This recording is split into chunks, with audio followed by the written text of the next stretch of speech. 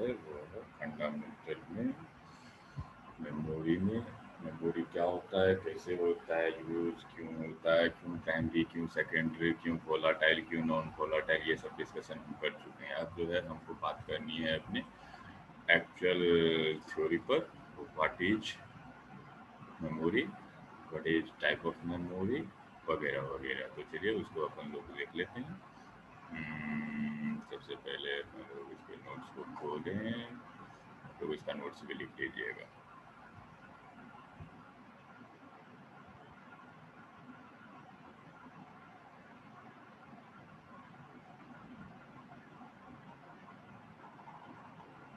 पता है computer memory.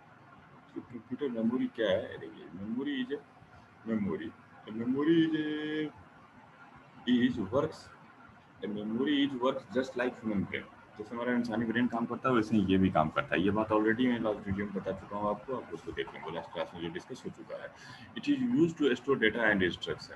Computer में होता क्या है, या तो डेटा होगा या तो इंस्ट्रक्शन होगा। तो it is use to store data and instructions. Computer memory is storage space.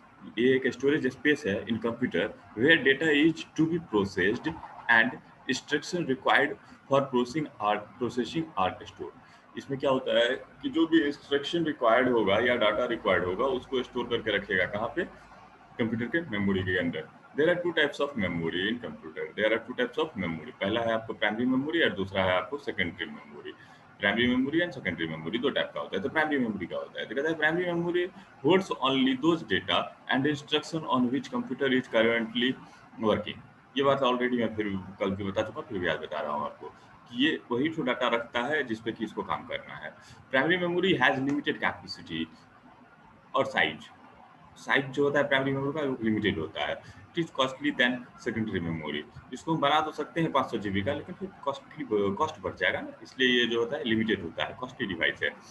जैसे कि अगर चांदी खरीदोगे तो चांदी जो है आपके यहाँ जो है ना 100 ग्राम, 200 ग्राम, 500 ग्राम, 1 किलो तक मिल जाए, कोई दिक्कत नहीं है। 1 किलो चांदी का भी दाम 65,000 ही है।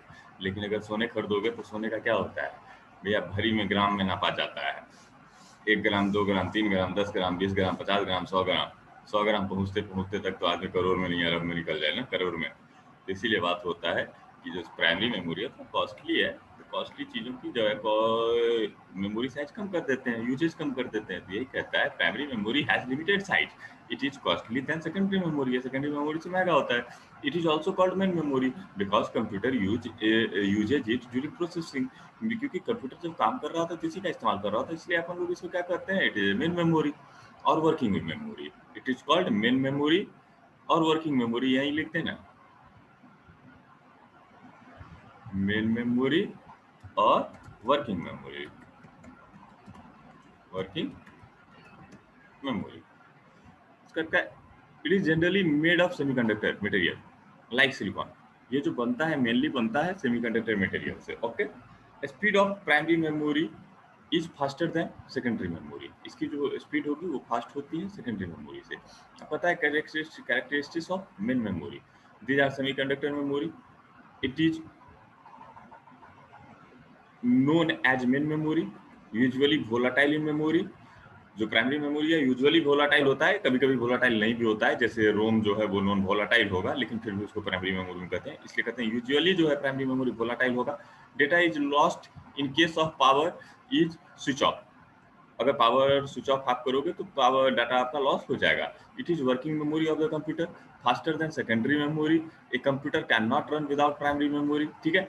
Primary memory is divided into two सब कैटेगरीज। प्राइमरी मेमोरी को दो कैटेगरी में बांटा गया है, पहला है रैम, दूसरा है रोम। रैम को कहते हैं random access memory, random access memory. ROM को कहते हैं रीड ओनली मेमोरी। ठीक है। तो अब बात आती है व्हाट इज रैम। तो कहता क्या है, it stands for random access memory. इसका फुल फॉर्म पहले देख लेंगे। इट इज प्राइमरी मेमोरी, ये एक प्राइमरी मेमोरी है। It is primary memory of the computer system. All data, और क्योंकि ये प्राइमरी मेमोरी है तो प्राइमरी मेमोरी वाला ही सारा भाषण इसमें लिखा जाएगा। ऑल डेटा और instruction that is needed during the computer during the current process is available in RAM. जो भी करेंट प्रोसेस चल रहा है, काम कंप्यूटर कर रहा है, जैसे गाना बज रहा है तो गाना कहाँ पर मिलेगा तुमको, रैम में। अभी जूम चल रहा है तो जूम का जो भी सॉफ्ट इंस्ट्रक्शन है वो कहाँ पर है, रैम में। MS वर्ड चल रहा है, तो MS वर्ड को स्टार्ट किए तो उसका सब प्रोग्राम था जो हार्ड डिस्क पे था, लेकिन अभी कहाँ पर है, रैम में है। तो मतलब जो भी काम हो रहा है उसका डाटा रैम में मिलेगा आपको। तो all data and instruction that is needed during the current process is available in RAM. Okay, RAM is internal memory of the computer system. Internal external already तुमको मैं बता चुका हूँ, फिर भी सुन लो। इंटरनल मतलब कहता है कंप्यूटर के अंदर, मदरबोर्ड के अंदर या सीपीयू कैबिनेट के अंदर मदरबोर्ड पर जो मिलेगा तुमको, दैट इज कॉल्ड इंटरनल। और मदरबोर्ड में अगर किसी पेरिफेरल, किसी एक्सटर्नल पोर्ट के मदद से वो कनेक्ट होगा, दैट इज कॉल्ड एक्सटर्नल। तो RAM is not external device, RAM is internal device. RAM तुमको मदरबोर्ड पे ही मिलेगा। RAM is internal memory of computer system. RAM is read write memory. RAM में डाटा रीड भी होता है, वहां से डाटा लिया भी जाता है और डाटा को वहां पे राइट भी किया जा सकता है। ठीक है, जो रैम है वो क्या है, रीड राइट मेमोरी है। RAM is faster than secondary storage device. Secondary storage device कुछ भी कोई भी हो, उससे फास्ट होगा तुम्हारा RAM. Okay, it is volatile in nature. इसका जो नेचर होगा रैम का, वो कंप्लीटली वोलाटाइल होगा। मतलब लाइन गया, डाटा गया, काम खत्म हो गया, डाटा खत्म हो गया। Means its data is not permanent. Once process is ended, या तो प्रोसेस खत्म हो जाए और power is off, data is lost from the RAM. ठीक है, it works on random access technique. It works on random access technique, means we can access data of any location directly by using their address. कहता है कि आप directly RAM में क्या कर सकते हो ना, हर डाटा का एक एड्रेस होता है। सी पढ़े होगे तो तुमको समझ में आता है, एड्रेस ऑफ लिखते हो ना। तो एक्चुअली जो सी में तुम डाटा रख रहे हो वो जनरली रैम पे ही रहता है। सी में जब तक हम फाइल हैंडलिंग ना करें तो हमारा जो भी मेमोरी की बात कर रहा है वो जनरली रैम की ही बात कर रहा है। वैसे स्टोरेज क्लास पर होगे तो तुमको पता चलेगा कि करीब 3 जगह डिफरेंटली हम उस मेमोरी को क्रिएट कर सकते हैं। रजिस्टर में क्रिएट कर सकते हैं, रैम में क्रिएट कर सकते हैं। तो ये एक अलग टाइप का कॉन्सेप्ट है, उसको हम बाद में देखेंगे। लेकिन सीधा सा बात होता है, बेसिकली अगर देखोगे, जनरली वर्ड यूज करोगे, तो अगर कोई प्रोग्राम तुम्हारा मेमोरी क्रिएट कर रहा है तो मेमोरी कहाँ पे क्रिएट कर रहा है, रैम में कर रहा है। ठीक है, तो जब रैम में क्रिएट करता है तो तुमको दिखाया ही गया होगा कि अगर रैम में मेमोरी क्रिएट कर रहे हो तो उसका एक एड्रेस होता है। तो एड्रेस निकालते हो ना, तो एड्रेस पे डाटा को सेंड करते हो ना। तो रैम में क्या होता है ना, हर पर्टिकुलर सेल, एक छोटा छोटा सेल होता है जहाँ पे डाटा रखा जाता है। एक सेल में एक बिट होता है स्टोर। और सेल जैसे कि तुमको 1 बाइट मेमोरी लिया, 1 बाइट अगर मेमोरी लिया मतलब 8 सेल का ग्रुप बना लिया है। 2 बाइट लिया तो मतलब 8 दूनी 16 सेल का ग्रुप बना लिया है। सेल में डाटा रखा जाता है, बात समझिए। अब ये जो सेल में डाटा रखा जाता है, तो ये जो सेल होता है ना, ये एक यूनिकली एड्रेस से आइडेंटिफाई किया जा सकता है।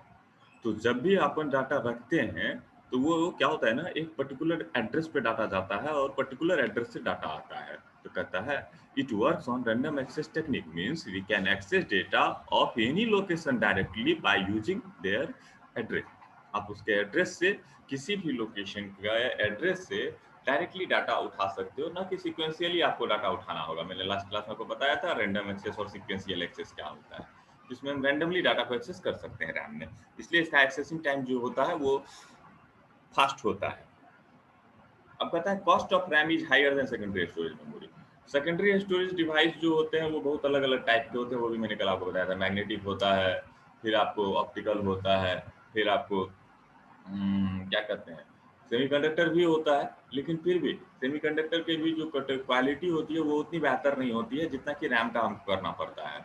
तो इसीलिए रैम जो है वो कॉस्टली होता है, क्योंकि इसकी मटेरियल थोड़ी कॉस्टली होती है। तो रैम इज कॉस्टली, और cost of RAM is higher than secondary storage device. Secondary storage कोई भी है उससे ज़्यादा कॉस्टली होता है रैम।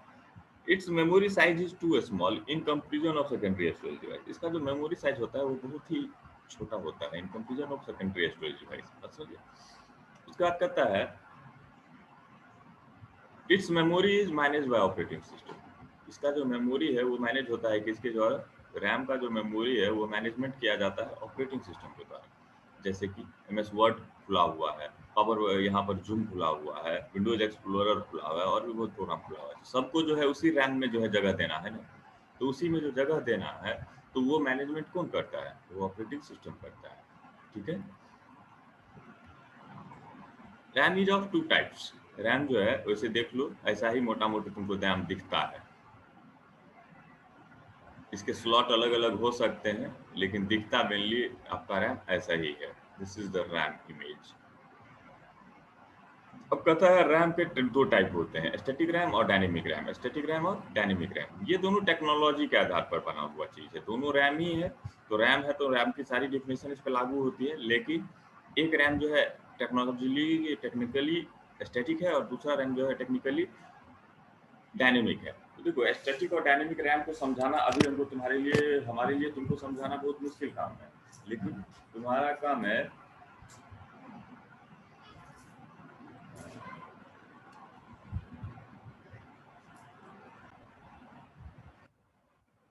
अभी तुमको हमको ये समझाना थोड़ा टफ है ये वर्ड, क्योंकि जब तक कंप्यूटर आर्किटेक्चर आप नहीं पढ़ते हो या डिजिटल कंप्यूटर ऑर्गेनाइजेशन के इंटरनल स्ट्रक्चर तक नहीं पहुंचते हो, आप नहीं समझ सकते हो इन बातों को। लेकिन फिर भी मैं आपको समझा दे रहा हूँ, एक छोटा सा एग्जांपल दे देता हूँ, तो शायद कहीं से आप समझ जाओ what do you mean by static RAM और डायनेमिक रैम। तो देखो स्टैटिक रैम और डायनेमिक रैम में एक छोटा सा डिफरेंस ये है कि देखो अगर आप फिजिक्स पढ़े हो 12th वगैरह में, और उसमें एक चैप्टर था ट्रांजिस्टर, अगर आप ट्रांजिस्टर पढ़े हो और कैपेसिटर पढ़े हो तो ये दो वर्ड अगर आप जानते हो तो समझ लो कि आप स्टैटिक और डायनेमिक को क्लियर कर लोगे। होता क्या है, स्टैटिक रैम बनता है ट्रांजिस्टर की मदद से, ठीक है, और डायनेमिक रैम बनता है कैपेसिटर की मदद से। डायनेमिक रैम में कैपेसिटर की संख्या ज्यादा है और स्टैटिक रैम में ट्रांजिस्टर्स की संख्या ज्यादा है। तो ट्रांजिस्टर क्या करता है ना, एक वर्ड में बता दें कि ट्रांजिस्टर अपना जो डाटा है वो लूज नहीं करता है जल्दी, लेकिन कैपेसिटर तुम देखते हो ये जो पंखा में भी कैपेसिटर लगा हुआ होता है, थोड़ा देर के लिए वो चार्ज होता है, लाइन दे दो और थोड़ा देर के बाद भी उसको देखो दोनों तार को सटाया जाता है तो वो स्पार्क करता है, मतलब वो क्या होता है थोड़ा देर के लिए चार्ज होता है। बात समझे?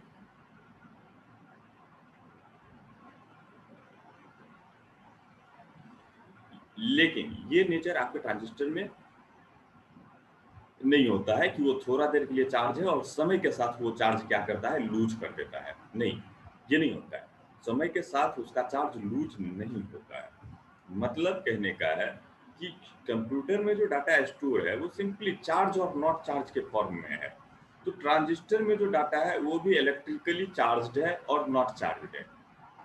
उसके बाद कैपेसिटर में जो डेटा है वो भी इलेक्ट्रिकली चार्ज्ड है और नॉट चार्ज्ड है। अगर चार्ज्ड है तो 1, नॉट चार्ज्ड है तो उसको हम लोग 0 समझते हैं। देखिए यही दोनों बेसिक कॉन्सेप्ट है। जो ट्रांजिस्टर होता है उसका जो है डाटा लूज करने का टाइमिंग थोड़ा ज्यादा होता है, बहुत ज्यादा होता है, मतलब वो समझ लो तुमको डाटा लूज करता ही नहीं है, मोटा मोटी यही बात है। लेकिन कैपेसिटर अपना अगर उसकी इलेक्ट्रिक सप्लाई को कम की जाए तो एक सर्टेन टाइम में वो अपने चार्ज को लूज कर देता है, और अगर लूज कर दिया तो जिसमें हम 1 रखे थे वो लूज हो गया तो वो 1 से 0 हो जाएगा, तो फिर डाटा मिस में क्या हो जाएगा, लॉस्ट हो जाएगा तुम्हारा। तो जब दो टेक्नोलॉजी है, एक है रजिस्टर का ट्रांजिस्टर का और एक है कैपेसिटर का, तो ट्रांजिस्टर जहाँ पे इस्तेमाल हुआ है वहाँ पर डाटा लूज नहीं होता है टाइम के साथ, लेकिन कैपेसिटर की संख्या जहाँ ज्यादा है वहाँ पर क्या होगा, कैपेसिटर अपना वोल्टेज लूज करेगा, तो इसलिए उसको क्या होता है टाइम टू टाइम चार्ज करना पड़ता है। टाइम टू टाइम क्या करना पड़ता है, चार्ज करना पड़ता है।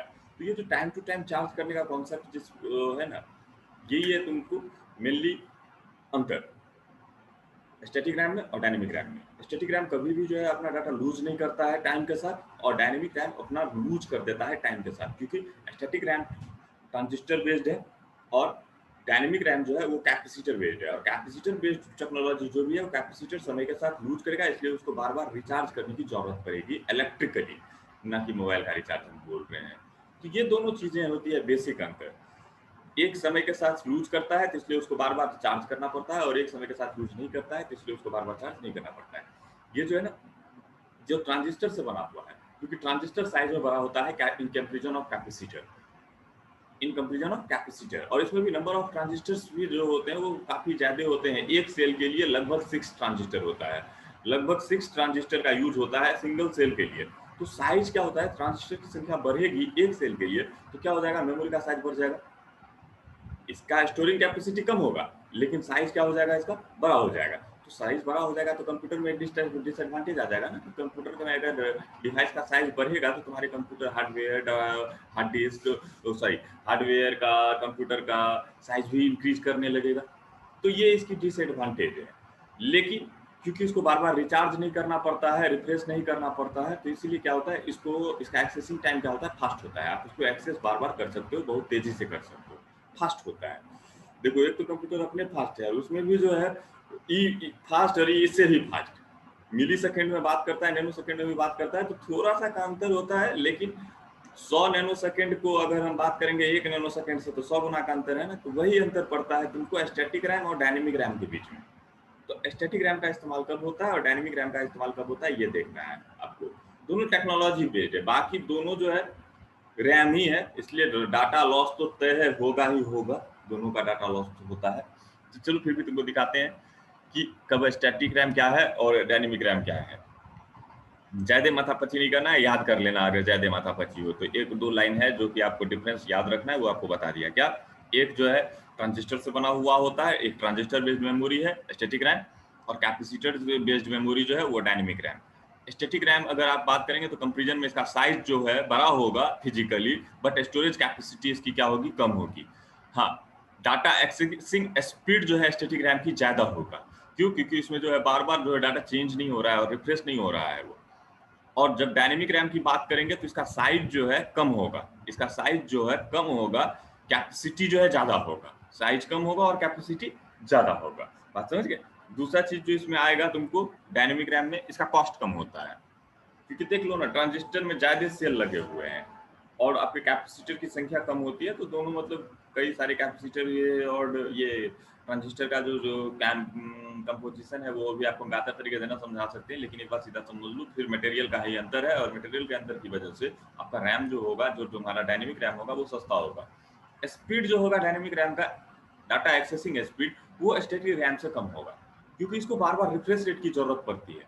ये डाटा को क्या करता है, बार बार अपडेट करता है। सीधा बात समझ लो, डाटा को बार बार क्या करता है, अपडेट कर रहा होता है।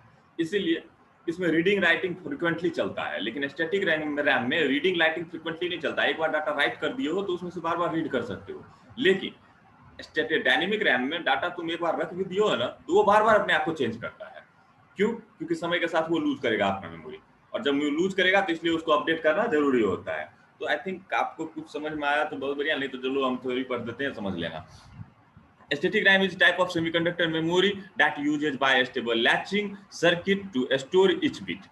In this rare type of RAM, data is stored using 6 transistor. कितने ट्रांजिस्टर का इस्तेमाल करके करता है? 6 ट्रांजिस्टर को, transistor memory cell. Static RAM is mostly used as cache memory for the processor. अब ये कैश मेमोरी क्या होता है वो अपन को बाद में पढ़ा देंगे तुमको. SRAM is relatively faster than RAM other RAM types. कोई भी अदर जो रैम है उससे फास्ट है तुम्हारा static RAM, such as D RAM. It also consume less power. ये जो पावर कंज्यूमेशन करता है वो कम करता है. क्यों? क्योंकि बार बार ये वोल्टेज को फ्लक्चुएट नहीं कर रहा है, इसलिए इसका पावर कंजप्शन कम होता है. The full form of SRAM is static random access memory. Okay, characteristics of SRAM. Here is the some important characteristics of SRAM. SRAM is faster than DRAM, several times more expensive than DRAM. ये जो है ज़्यादा expensive होता है DRAM से. Take up much more space than DRAM. अभी बता ही दिया आपको. क्यों? Consume more power than DRAM. ये पावर जो है consume more power than DRAM. हाँ, ये पावर जो है ज़्यादा लेगा आपके DRAM के मुकाबले.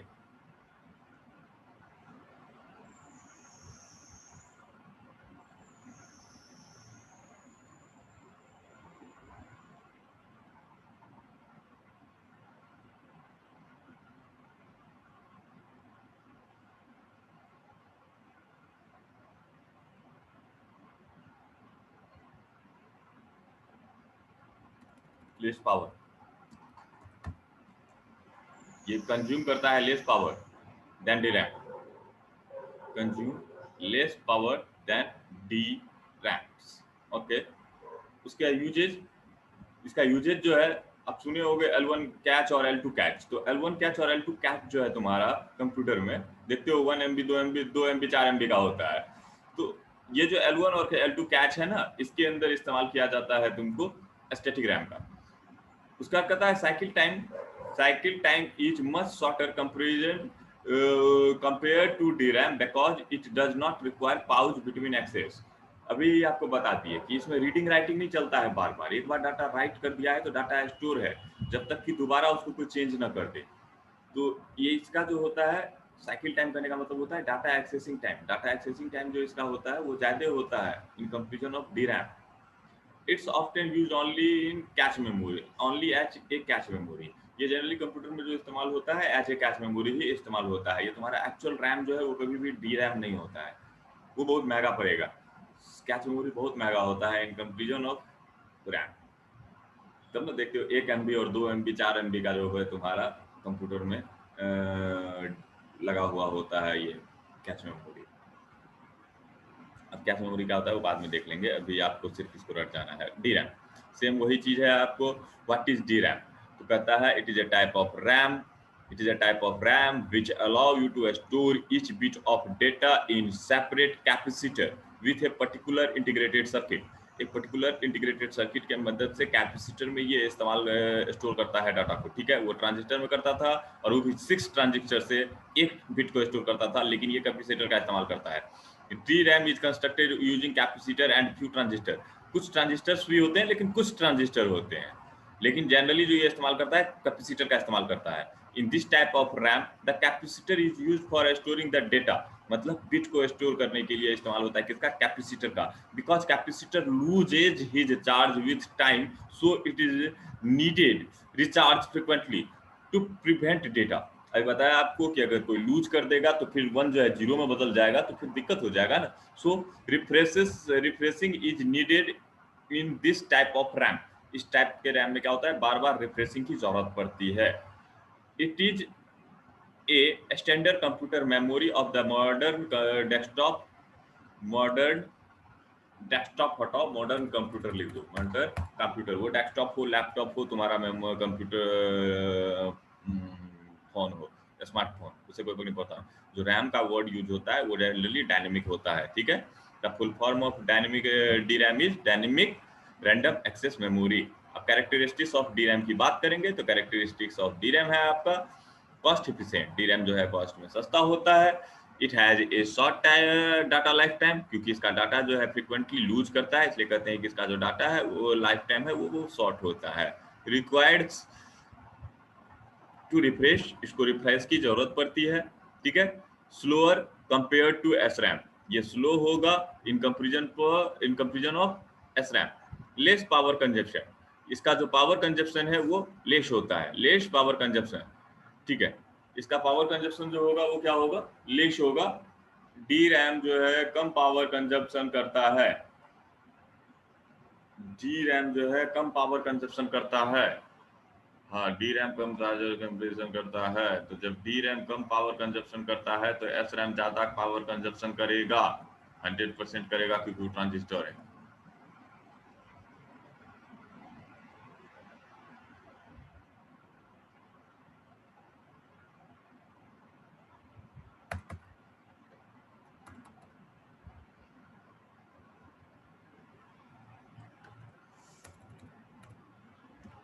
मोर पावर देन डी रैम, इसको सही कर लेना, ठीक है। एस रैम ज्यादा पावर लेता है और डी रैम कम पावर लेता है।